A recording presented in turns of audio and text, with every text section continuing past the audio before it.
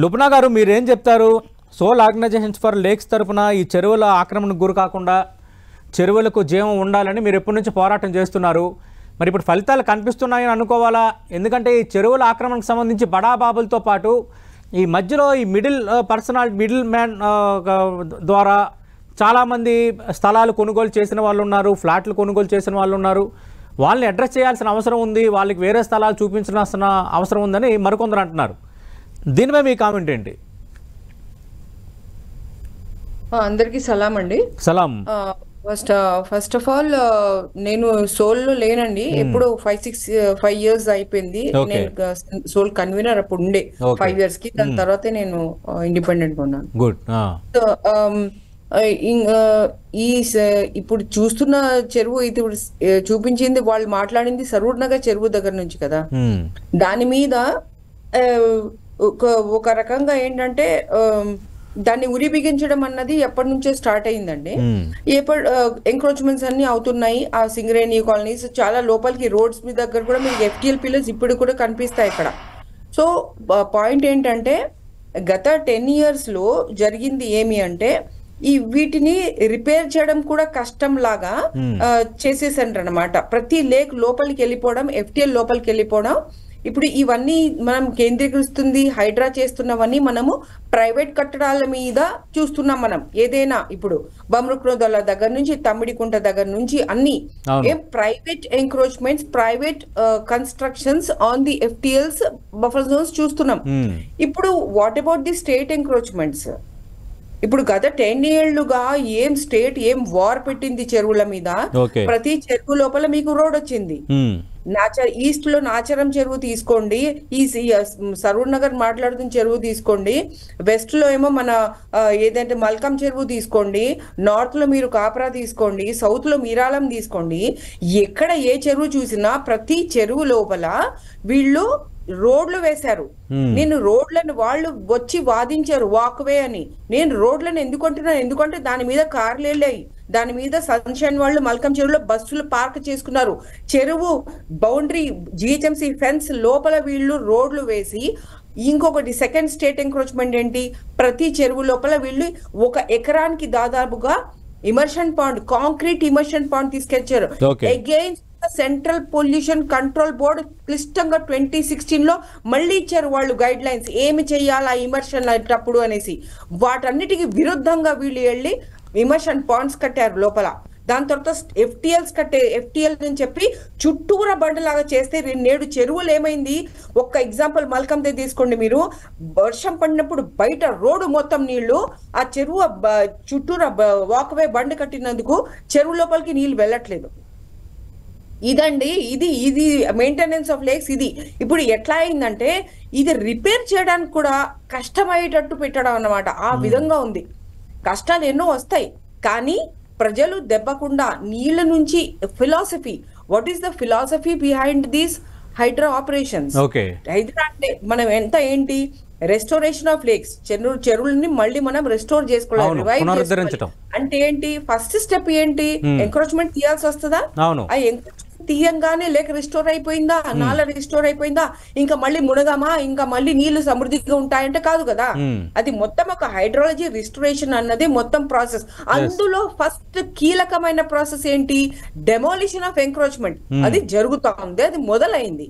లుబ్నా గారు, మనం ఇందాక నుంచి మాట్లాడుకుంటున్నాం. ఒకటి ప్రభుత్వం వాక్వేల్ పేరుతో ఏర్పాటు చేయడం, అదొక అంశం. రెండోది బయట వాళ్ళు ఆక్రమించడం రెండోది. మూడోది ప్రజాప్రతినిధులే తెలిసి కూడా గెస్ట్ హౌస్ నిర్మించుకోవటం, విల్లాలు నిర్మించుకోవటం. క్లియర్ కట్గా చూస్తే హిమాయత్ సాగర్లో దాదాపు 40% కబ్జా అయిపోయింది 5,936 ఎకరాల్లో.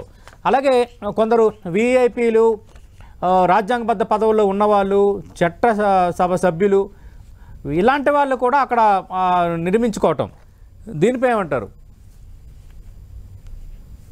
అవునండి, జస్ట్ 1 minute హతిగూడ గురించి కూడా చెప్తానండి. 1 minute. హతిగూడ అన్నది అసలు వీళ్ళ డేటాబేస్ లో లేదండి. 2014 HMDA, అది HMDA పరిధిలో వస్తుంది, GHMC పరిధిలో రాదు ఆ చెరువు. ఆ చెరువు వీళ్ళు 2014 లిస్ట్ రిలీజ్ చేసినప్పుడు అందులో మిస్సింగ్ ఉండే. అయితే మా ఫ్రెండ్ చక్రి అని ఒక కేఎంఎల్ కూడా రిలీజ్ చేసి మేము ఒఫీషియల్ గా ఎన్నోసార్లు చెప్పాం దట్ ఇది మీరు మిస్సింగ్ చేశారు, డేటాబేస్ లో కూడా మీరు మాయం చేశారు, ముందు అది డేటాబేస్ లో కూడా పెట్టండి, తర్వాత రోడ్ ఆన్ గ్రౌండ్ కూడా దాన్ని రెస్టోర్ చేయండి అనేసి చాలా సార్లు చెప్పాము. దాని అప్ స్ట్రీమ్ చాలా పెద్ద చెరువు ఉంది, కుంట్లూరు చెరువు అనేసి, అక్కడ నుంచి ఇందులోకి వస్తుంది అన్నమాట. సో ఈ వీళ్ళు ఇది డంప్ చేయడం మూలన ఏమైతుంది, ఇప్పుడు ఆ పై చెరువు నుంచి కుంట్లూరు నుంచి వచ్చి అక్కడ చెరువు లేదు కాబట్టి ఉన్న చోట వీళ్ళ మధ్యలోకి వస్తుంది. మరి వీళ్ళందరూ ఇప్పుడు చెరువులో ఉన్నారు, ఎంక్రోచర్స్ అందరూ, వాళ్ళకు తెలియకున్నారో తెలిసికున్నారో రకరకాలు ఉంటాయి ఇప్పుడు. సో ఇది హతిగూడ చెరువు గురించి క్లుప్తంగా అండి. ఆ తెలిసిన ఇన్ఫర్మేషన్ ముందు చెప్పేయాలి అని చెప్పి మీకు చెప్తున్నాను. ఇకపోతే హిమాయత్ సాగర్ అండి. హిమాయత్ సాగర్ ఒక చెరువు కాదు, హిమాయత్ సాగర్ ఒక రిజర్వాయర్. హిమాయత్ సాగర్ డ్యామ్ కట్టేసి ఈసా ట్రిబ్యూటరీ మీద, మూసీ ట్రిబ్యూటరీ మీద, దాని మీద వెనకాల హిమాయత్ సాగర్ రిజర్వాయర్ 1927 నుంచి అది ఉంది. అయితే ఇప్పుడు ఇందాకనే నేను శాటిలైట్ ఇమేజరీ చూస్తా ఉంటే మనకి ఆనంద కన్వెన్షన్ అన్నది కూడా నాకు కనిపించింది. ఆనంద కన్వెన్షన్ నా ప్రిలిమినరీ స్టడీలో 100% అది హిమాయత్ సాగర్ FTL లో ఉందండి. ఓకే, ఇప్పుడు వెరిఫై గూగుల్ మాట్లాడుతుండగా వెరిఫై చేశాను నేను. అయితే ఇంకొకటి ఏమంటే మొన్న అయితే ఏమైంది, ఆనంద కన్వెన్షన్ మీద ఒక 1-2 months బ్యాకే కంప్లైంట్ పెట్టాను HMWSSBతో. ఎందుకు, అక్కడ వాళ్ళు ఏం చేస్తున్నారంటే డైరెక్ట్ గా రిజర్వాయర్ నుంచి డైరెక్ట్ గా నీళ్ళు తీసుకుంటున్నారు వాళ్ళు. అర్థమైందా? అది ఏ పర్మిషన్ ఒక డ్యామ్ ఏం లేదు, డైరెక్ట్ గా వాళ్ళు పంపేసేసి నీళ్లు తీసేసుకోవడం అన్నమాట. సో అది ఇంకా వాళ్ళ సువేజ్ ఎక్కడికి వెళ్తుందో పంపిస్తున్నారు తెలీదు. ఓకే, సో ఆ కంప్లైంట్ విజిలెన్స్ మీద వేసాం. హెచ్ఎం వాటర్ బోర్డ్ కి ఒక విజిలెన్స్ ఉంటే వాళ్ళకి వేసాం. సరి అనేది కదా కంప్లైంట్ వేస్తే వాళ్ళకి అయిపోయింది కదా, మీ ఇన్వెస్టిగేషన్ ఏం చేస్తారు, రిపోర్ట్ ఇవ్వండి అయ్యా అంటే, లేదు మీరు మాకు కంప్లైంట్ పెట్టిన తర్వాత మేము ఎండి గారికి ఇస్తాం రిపోర్ట్ అని, మాకు ఈ రిపోర్ట్ ముక్క కూడా ఇవ్వట్లేదు మాకు. సో అది ఇప్పుడు ఏమో మొన్న సర్వే జస్ట్ 2023లో జూలైలో ఇది GO111 కమిటీకి రేవంత్ గారు నన్ను మెంబర్ గా పెట్టారు అప్పుడు. సో మెంబర్ గా నేను వెళ్ళి ఇన్వెస్టిగేట్ చేస్తే హిమాయత్ సాగర్ లో ఇది లోపల బీటీ రోడ్స్ వేసి ఉన్నాయి అన్నమాట.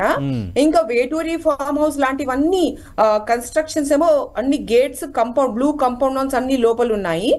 అది కాకుండా ఇప్పుడు ఈ ఏరియా కూడా వెళ్ళాము, ఇప్పుడు మీరు విజువల్స్ చూపిస్తున్న ఏరియా కూడా లోపల ఏమో మాకు ఫ్రాత్ కు కూడా కనిపించింది అన్నమాట, నురుగు కనిపించింది. నురుగు ఫస్ట్ స్ట్రెస్ నురుగు వచ్చింది అంటే ఎంత ప్రమాదకరం అది. ఎందుకంటే కోత్వాల్ కూడా దగ్గర నుంచి అన్నిటి నుంచి డైరెక్ట్ సువేజ్ వెళ్తా ఉంది ఇప్పుడు అందులో. అది కూడా చూశాను నేను ప్రత్యక్షంగా. పైగా కొన్ని చాలా ఇళ్ళు మార్క్ చేసుకున్నాను. చాలా మంది నాకు చెప్పారు అది హరీష్ రావు గారి ఇల్లు మేడం అంటే, నేను చెప్పాను నాకు పేర్లు చెప్పొద్దు, నాకు పేర్లతో సంబంధం లేదు. మనకు ప్రజల కోసము ప్రకృతి కోసం మనం ఈ హిమాయత్ సాగర్ రిజర్వాయర్ ఉండాలి అంటే అందులో ఎంక్రోచ్మెంట్స్ ఏవి ఉండకూడదు. అది ఆ రావా ఈ రెడ్డి అవన్నీ నాకు అక్కర్లేదు, అది ఎవరు ఉండకూడదు అందులో. చిన్న ఎంక్రోచ్మెంట్స్ కానీ పెద్దవి కానీ ఇలా కన్వెన్షన్స్ కానీ ఏమి ఉండకూడదు అని చెప్పి నేను రిపోర్ట్ మొత్తం సబ్మిట్ చేయడం జరిగింది. అప్పుడు ప్రెసిడెంట్ గా ఉండే కదా, ఎంపీ రేవంత్ గా ఉండే కదా, ఆయనకి మొత్తం ఇచ్చేసా, పబ్లిక్ డొమైన్ లో పెట్టేశాను ఆ రిపోర్ట్.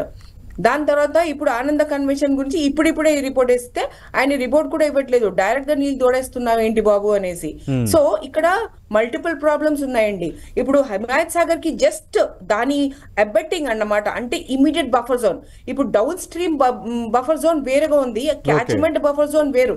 ఇప్పుడు డౌన్ స్ట్రీమ్ బఫర్ జోన్ లో మీరు చూసిన మీ శాటిలైట్ ప్రిలిమినరీ ఇమేజ్ చూడండి మీరు, 500 meters లోపల రూల్ ఏముంది, 500 meters లోపల అసలు ఒక కట్టడం అనేది మర్చిపోవాలా మీరు. డౌన్ స్ట్రీమ్ మాట అంటున్నాను, ఇప్పుడు క్యాచ్మెంట్ ఏరియా సైడ్ కాదు, డౌన్ స్ట్రీమ్. అయిన తర్వాత 500 meters to 1000 meters ఒక సింపుల్ కన్స్ట్రక్షన్స్ ఉండొచ్చు. దాని తర్వాత పర్మిటెడ్ కొన్ని ఉన్నాయన్నమాట కన్స్ట్రక్షన్స్. ఇప్పుడు చాలా మంది ఇప్పుడు డౌన్ స్ట్రీమ్ ఉన్నారు. అట్లాంటి 500 meters లో మొత్తం కన్స్ట్రక్షన్స్ కట్టడాలు ఎగ్జిట్ నంబర్ 18 దగ్గర చూడండి, ఫ్రెష్ గా మొత్తం హై కన్స్ట్రక్షన్ ఆయన అక్కడ మొత్తం డంప్ చేసేసి అన్నమాట. అంటే ప్రొహిబిటెడ్ టోటల్ ఏరియా అది హిమాయత్ సాగర్ అని చెప్పొచ్చు. ఆ ఏరియాలో ఇప్పుడు కూడా ఎగ్జిట్ 18 దగ్గరికి వెళ్ళండి, మొత్తం అక్కడ డంపింగ్ ఉంది. ఆనంద కన్వెన్షన్ అయితే ప్రిలిమినరీగా నేను చెప్తున్నాను, ఇట్స్ టోటలీ 100% FTL. అసలు వెంటనే కొత్త పెట్టాల్సిన. అదే ఇప్పుడు హైడ్రా వీటిపైన కూడా ఏ స్థాయిలో చర్యలు తీసుకోబోతుంది అనేది ఇప్పుడు వరకు హైడ్రా తీసుకుంటే ఇనిషియేటివ్స్ ని అందరూ వెల్కమ్ చేస్తున్నారు, కరెక్టే. కానీ ఇది యజ్ఞం స్టార్ట్ అయింది కాబట్టి యజ్ఞం ఏ స్థాయిలో వెళ్ళబోతుంది, ముగియబోతుంది అనేది కీలకం. ఇప్పుడు హిమాయత్ సాగర్ సంబంధించి 40% ఎంక్రోచ్మెంట్ అయిపోయింది. ఆనంద్ కన్వెన్షన్ లాంటివి ఇవి హిమాయత్ సాగర్ రిజర్వాయర్ వాటర్ వాడేస్తున్నారంటే అంటే ఎంత ఇష్టారాజ్యం, ఎంత భయం లేకపోవడమో మనకి క్లియర్ కట్గా అర్థమవుతుంది. అలాగే ఎగ్జిట్ 18 దగ్గర ఉన్న మీరు చెప్తున్న డంపింగ్ కానీ మిగతా ఆక్రమణలు కానీ ఇది మాత్రం హైలీ ఫోకస్డ్. ఖచ్చితంగా 10 టీవీ కూడా ఈ దీనిపైన పూర్తి స్థాయిలో దృష్టి పెట్టబోతోంది. లుబ్నా గారు, మీకు నమ్మకం ఉందా మళ్ళీ పాత హైదరాబాద్ని మళ్ళీ మనం చూడగలమా? లేక్ సిటీని మళ్ళీ మనం చూడగలమా? ఈ ఇనిషియేటివ్స్ ఏ స్థాయిలో ఫలితాలు ఇవ్వబోతున్నాయి? మీ అంచనా ఏంటి? మీ ఆశాభావం ఏంటి? ఇది లేక్స్ మనము చూడగలమా అని కాదండి, లేక్స్ ని మనం చూడాలా. ఎందుకంటే మనం జీవించాలి అంటే మనం వాటి మీద ఆధారపడి ఉన్నాం. అది లేకపోతే మనం ఉండలేం. గోస్ట్ సిటీ లాగా అయిపోతుంది, భూత్ బంగ్లా సిటీ అవుతుంది ఇది. అది బెంగళూరు లాగా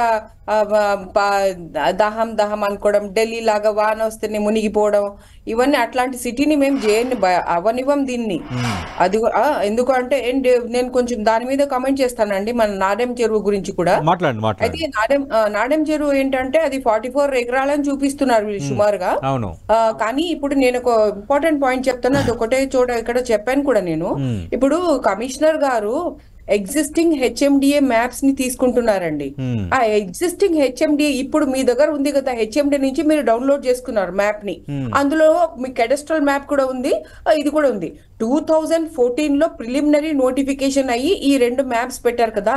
2024 ఈ రోజు దాకా 10 ఏళ్ళు అయినా వాళ్లకు సరిపోలేదు ఫైనల్ నోటిఫికేషన్ ఇవ్వడానికి. 2023 డిసెంబర్ దాకా కూడా గత ప్రభుత్వం ఇవ్వలేకపోయింది. అయితే దానికి కారణాలు ఏంటి? వాళ్ళు లోపల ఉన్నారు, వీళ్ళు లోపల ఉన్నారు, నువ్వు కూడా వెళ్ళు, నేను కూడా వెళ్ళు అని చెప్పి వాళ్ళు పంచుకోవాలన్నమాట. పంచుకోవడానికి బాధలో వాళ్ళు ఫైనల్ నోటిఫికేషన్ అంటే ఇవ్వలేదు. ఇంకొకటి గమనించాల్సింది ఏంటి తెలుసా? ఎందుకు నేను కొంచెం బెంబెల్ పడిపోతున్నానంటే, ఇప్పుడు ఏంటి కమిషనర్ గారు ఇరిగేషన్ ఎక్స్పర్ట్స్ కాదు కదా. ఇరిగేషన్ ఎక్స్పర్ట్స్ ఎంక్రోచ్మెంట్స్ ని వదిలి వాళ్ళు మ్యాప్ తయారు చేశారు. ఆర్బీ కన్సల్టెంట్స్ కి ముందర చెప్పాల్సింది చెప్పేస్తే ఆ ఆర్బీ కన్సల్టెంట్స్ ఒక బ్లాక్ లిస్ట్ చేయవలసిన కంపెనీ అది. ఎందుకంటే వాళ్ళ పనేంటి, నీటి మట్టం ఎక్కడ దాకా వెళ్తుందో మాక్సిమం వాటర్ స్ప్రెడ్ అది మొత్తం వాళ్ళు ఎఫ్టిఎల్ గా పరిగణించాలి. వాళ్ళు ఏం చేస్తారు? ఇప్పుడు నాడెం చెరువు మ్యాప్ గురించి మాట్లాడుతున్నాను. వాళ్ళు ఎంక్రోచ్మెంట్స్ ఆల్రెడీ ఉన్నాయి. 2014 లో వెస్ట్ సైడ్ నా నార్త్ సైడ్ నా ఎంక్రోచ్మెంట్స్ ఉన్న వాటిని వదిలేసి దానిని చిన్నగా చేసి వాళ్ళు చేశారు ఎఫ్టిఎల్ బౌండరీ. ఇప్పుడు ఒక ఐపీఎస్ ఆఫీసర్ కి ఆ బౌండరీ కదా, ఇరిగేషన్ ఆఫీసర్ సంతకం ఉంది కానీ ఆయన అదే మ్యాప్ కదా తీసుకునేది. మరి ఆ మ్యాప్ తీసుకుంటే ఆ మ్యాప్ లో ఆల్రెడీ ఎంక్రోచ్మెంట్స్ వదిలేసి ఉన్నాయి. నేను 100% గా చెప్తున్నా. ఆల్రెడీ ఎంక్రోచ్మెంట్స్ వదిలిన మ్యాప్సే ఇప్పుడు అందుబాటులో ఉన్నాయి. మరి వాటిపైన కూడా దృష్టి పెట్టాలంటే మీ ఇనిషియేటివ్ ఏంటి? మరి ప్రభుత్వం ఏం చేయాలి? ప్రభుత్వం ఏం చేయాలంటే ముందు ఆర్బీ కన్సల్టెంట్స్ ని బ్లాక్ లిస్ట్ చేసి తర్వాత వాళ్ళనే బోర్డు లో నిలబెట్టి ఎడ్యుకేషన్ ఆఫీసర్ ఎవరైతే సంతకాలు పెట్టారో అక్కడ క్లియర్ కట్ గా పేర్లతో ఉన్నాయి. ఎక్కువ ఇప్పుడు వైశేఖర్ రెడ్డి ఉండే, సో వాళ్ళందరినీ పిలిచేసి ఒరిజినల్ మెమోరీస్ అందరి దగ్గర ఉన్నాయి. ఈ అవకతవకలు చేస్తే వాళ్ళకి బుద్ధి జ్ఞానం ఎక్కువ ఉంటది.